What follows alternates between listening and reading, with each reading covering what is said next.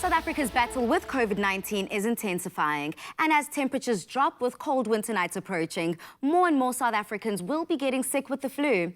To chat to us about how we can determine the difference between symptoms of COVID-19 and seasonal flu is Dr. G. Welcome back to The Loft, Doctor. It's always good to see you. How are you doing today? I'm good, girl, but I'm so glad to have you because this topic feels like I go through it every single night. How do we determine the difference between symptoms of COVID-19 and seasonal flu? That is the tricky question, Pali, because flu and COVID pretty much share the same family of symptoms, just to simplify it.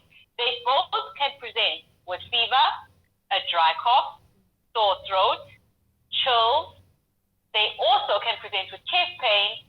Flu, however, is slightly interesting because it can present with a syndrome we call severe malaise, that general feeling of being unwell. Also, I think it's important to remember that with COVID-19, you may have the same symptoms, but there often is also some history of exposure to a COVID-19 positive patient or someone that you've been around.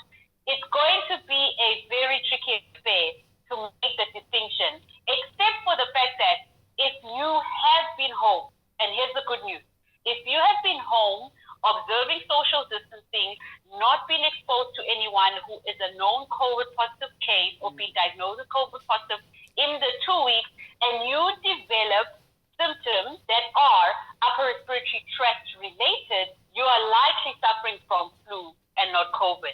So the key difference is actually going to be at what point do your symptoms start and where were you in the 2 weeks prior to you having those symptoms. The government's chief advisor on COVID-19, Professor Salim Abdul Karim, earlier encouraged people to get a flu vaccine as a way to lessen the burden on the country's healthcare system. So, Doc, why is it so important to get the flu vaccine, especially during this time? The first is the possibility of having what we call a COVID-19 and influenza co-infection. You do not want anyone to be battling both viruses in one body. Trust me, because of the toll that they both take on the respiratory system especially, there's going to be an increased number of complications and increased number of fatalities. And that is the reality that we're trying to prevent. Because if we protect individuals in terms of increasing the vigilance around flu prevention, and there is an existing vaccine actually for flu, we reduce the chance of them then complicating from both viruses.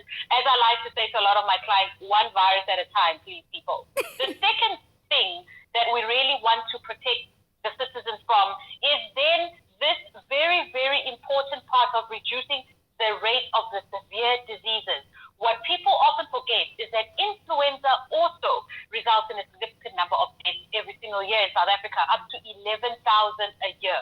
And most of those are from complications.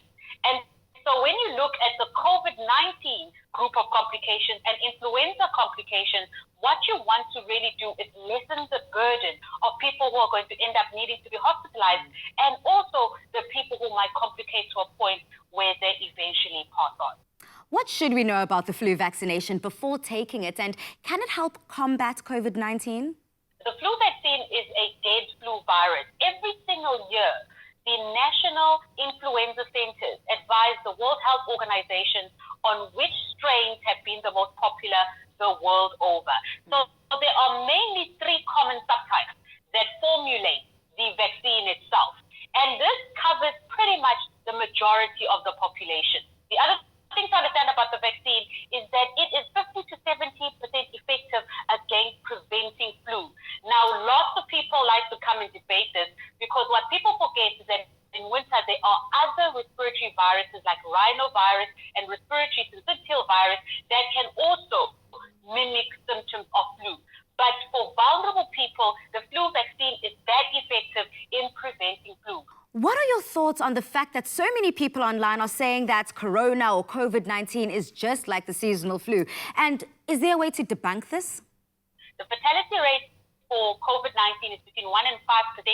And flu in general, every single year comes to about 0.5% when you just look at the global stats. The second thing that I think people need to appreciate is the fact that when it comes to how quickly someone can complicate from COVID-19, it tends to happen at a more accelerated rate than what we would see, I guess, in a seasonal flu complication journey in the same individual. In symptom presentations, they probably are, but in terms of how they both behave inside the body, I think COVID at this point, the fact that it even evades the immune system before your body can pick it up, I think it's the sneakier guy, and it definitely is a more complicated one.